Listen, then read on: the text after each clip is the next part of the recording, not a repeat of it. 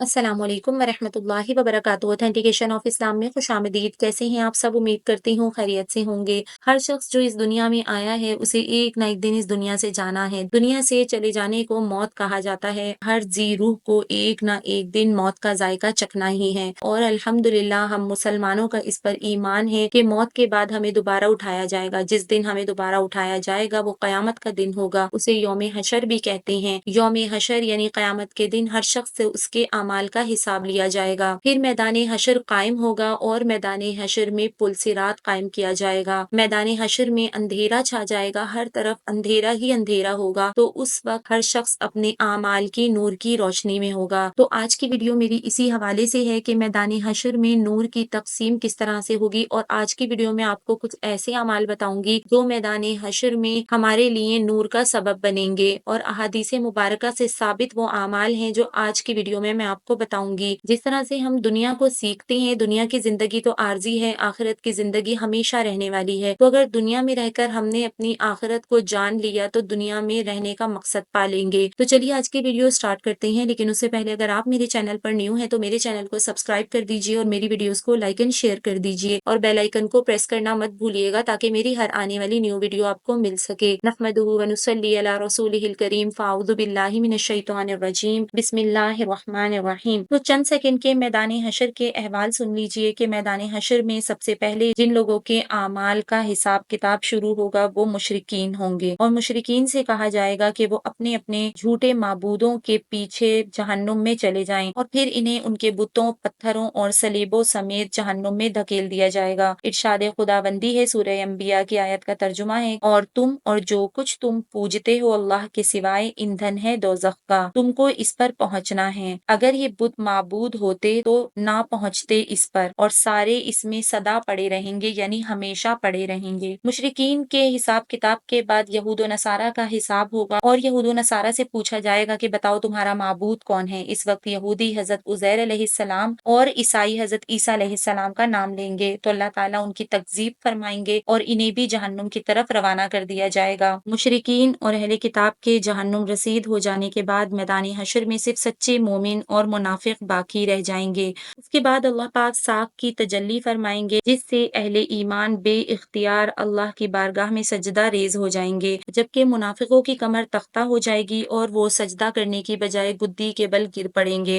साख की तजल्ली के बाद जब मोमिनीन सजदे से सर उठाएंगे तो इस वक्त उन्हें अल्लाह रब्बुल इज्जत अपना दीदार करवाएंगे और हर शख्स अपनी अपनी जगह पर रहते हुए इसी तरह बगैर किसी तकलीफ के अल्लाह पाक को देखने की सआदत हासिल करेगा, जैसे लोग हर जगह से सूरज और चांद का मुशाहिदा करते हैं। और जो मुनाफिक सजदे से महरूम होंगे वो अपने कुफ्र निफाक की बिना पर अल्लाह ताला की जियारत से महरूम होंगे। कुरान पाक में इरशाद है, सूरह तत्फीफ की आयत नंबर 15 है कि कोई नहीं वो अपने रब से इस दिन रोक दिए जाएंगे। अल्लाह ताला हम सबको अपना दीदार नसीब फरमाए, आमीन सुमामीन। तो यहाँ तक तो मैंने आपके साथ थोड़े से अहवाल पेश किए कि किस तरह से सबसे पहले मुशरिकीन निकलेंगे, उसके बाद यहूद व नसारा निकलेंगे और किस तरह से फिर अहले ईमान और मुनाफिकीन की पहचान होगी। फिर जब मैदान हशर में दो तरह के लोग रह जाएंगे यानी कि अहले ईमान और मुनाफिकीन, तो उसके बाद पुल सिरात कायम किया जाएगा। तो यहाँ से हमारा टॉपिक शुरू होता है कि मैदान हशर के अंधेरों में नूर की तकसीम कैसे होगी। तो अहले ईमान और मुनाफिकीन में इम्तियाज और आखिरी इम्तिहान के बाद पूरे मैदान में सब अंधेरा छा जाएगा। फिर अहले ईमान को उनके ईमान और उनके आमाले सालिहा के एतबार से नूर अता किया जाएगा। इसी नूर और रोशनी के जरिए वो अगले अहम तरीन मरहले यानी पुल सिरात को तय करेंगे और बिलाखिर जन्नत में पहुंचेंगे। मुनाफिकीन को या तो बिल्कुल नूर से महरूम कर दिया जाएगा या थोड़ा सा नूर देकर ऐन जरूरत के वक्त उनसे नूर छीन लिया जाएगा और वो हसरत से अंधेरे में खड़े के खड़े रह जाएंगे। कुरान करीम में इसके अहवाल सूरह हदीद की आयत नंबर 12 से 15 तक में बयान किए गए हैं। तो इन्हीं आयात का तर्जुमा मैं आपके साथ शेयर कर रही हूँ कि जिस दिन आप मोमिन मर्दों और मोमिन औरतों को देखोगे कि उनकी रोशनी उनके आगे और उनके दाएं चल रही होगी। आज के दिन तुमको खुशखबरी है बागों की जिनके नीचे नहरें जारी होंगी, तुम उनमें हमेशा रहोगे, ये बड़ी कामयाबी है। ये 12वीं आयत का तर्जुमा था। अब 13वीं आयत में मुनाफिकों का हाल बयान किया है कि जिस दिन मुनाफिक मर्द और मुनाफिक औरतें ईमान वालों से कहेंगे कि हमें मौका दो कि हम भी तुम्हारी रोशनी से कुछ फायदा उठा लें, कहा जाएगा कि तुम अपने पीछे लौट जाओ और फिर रोशनी तलाश करो। फिर उनके درمیان ایک دیوار کھڑی کر دی جائے گی جس میں ایک دروازہ ہوگا، اس کے اندر کی طرف رحمت ہوگی اور اس کے باہر کی طرف عذاب ہوگا۔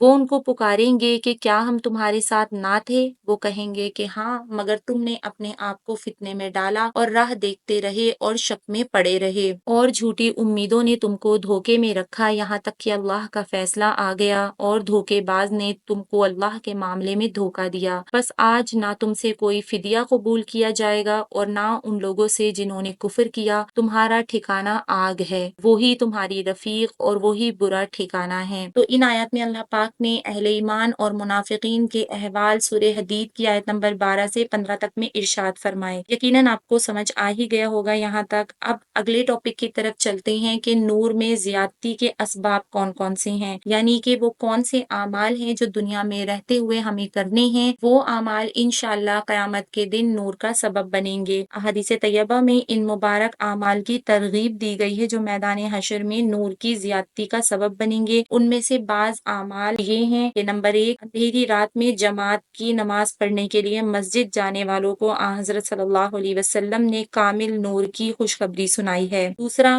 5 وقت نمازوں کی پابندی کو نور کا سبب قرار دیا گیا ہے اور نماز چھوڑنے کو نور سے محرومی کا سبب بتایا گیا ہے۔ نمبر 3، سورہ کہف پڑھنے والے کا اتنا نور ہوگا جو اس کی جگہ سے مکہ مکرمہ تک محیط ہوگا، اور ایک روایت میں ہے کہ جو شخص جمعے کے روز سورہ کہف پڑھنے کا معمول رکھے گا اس کو قدم سے لے کر آسمان تک نور عطا ہوگا۔ نمبر 4، قرآن کریم پڑھنا بھی قیامت میں باعث نور ہوگا۔ نمبر 5، درود شریف پڑھنے سے نور عطا ہوگا۔ نمبر 6، حج اور عمرے سے فراغت پر جو بال حلق کروائے جاتے ہیں یعنی کاٹے جاتے ہیں، اس کے ہر بال کے بدلے میں نور عطا ہوگا۔ نمبر 7، مینا میں جمرات کی رمی کی جاتی ہے، وہ بھی باعث نور ہوگی۔ نمبر 8، جس شخص کے بال حالت اسلام میں سفید ہو جائیں، مسلمان بوڑھا ہو جائے تو یہ سفید بال اس کے لیے نور ہوں گے۔ نمبر 9، جہاد فی سبیل اللہ میں استعمال کیے جانے والا ہر تیر باعث نور ہوگا۔ نمبر 10، بازار میں اللہ کو یاد رکھنے والے کو بھی ہر بال کے بدلے نور عطا کیا جائے گا۔